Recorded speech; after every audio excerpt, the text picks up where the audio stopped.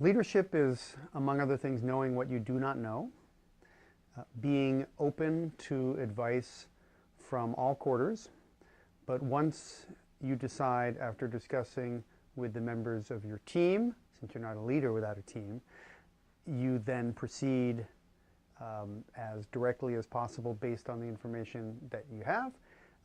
That doesn't mean that you don't rethink. That's a pretty important thing, I believe, which is to always be open to reconsidering the decision once made.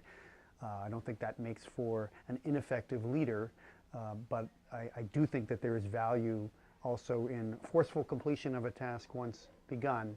But I think bad leaders always refuse to think about a decision once made. You mentioned leaders and teams. Do you think that without team members under them, do you think leaders would be able to, I'm trying to even think of this in a better way. Give me 1 second. So you mentioned rethinking and always being able to reconsider an option. So when you were the leader of a group, what recommendations would you give to other teams working together when there is disagreements on what needs to be rethunk or reorchestrated? Sure. So let me amend slightly what I said originally, or rather add to it, which is actually what amend means to some degree, although it also means to correct and redo. I think it's important that a leader think of him or herself as merely one among equals, though perhaps the most equal in the sense that somebody usually has to make the final decision, because a group of people always has multiple, sometimes conflicting opinions. But I think it's very important for a leader not to think of themselves as one above all, but one among many. I think these are the most effective leaders. Again, that doesn't mean that you don't ultimately make a decision or help other people come to consensus around a decision. Every situation is different. So I think it's important, first of all, that if a group is able to select its own leader, that they pick somebody who doesn't covet the position because power is important to them. I think the worst thing in a leader is somebody who likes power for its own sake. If ever you meet somebody who really, really wants to be in charge of an organization or a group, and they don't appear to have a vision beyond that, be wary of that person, because I don't think such people tend to make good leaders. On the other hand, there's nothing wrong with having an idea and believing that you are the best person to put that idea into effect. I also think good leaders are people who understand that at some point there's a term limit to leadership, and so they will step down eventually or move on to the next thing. Again, the position and the power are not why they are doing it. So if you are able to, as a group, select your leader, imagine a democracy where we elect somebody, I think it's important that you select somebody who is not coveting the position for the power.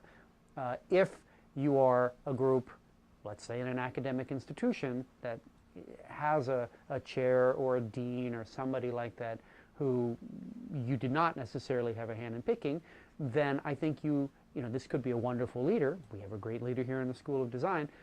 I think what you need to do is figure out, in case there are ever any areas of disagreement or conflict, how to express yourself in a way that makes your opinion heard if you are not the leader. And if you are the leader, then I think you need to, again, be open to hearing everyone's opinion as best as you can.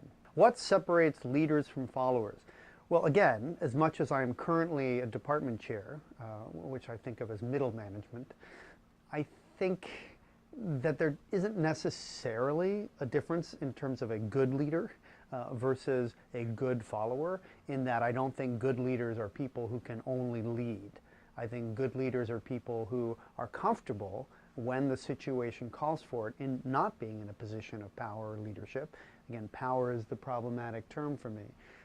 And therefore, I think one ought to be able to alternate between the two.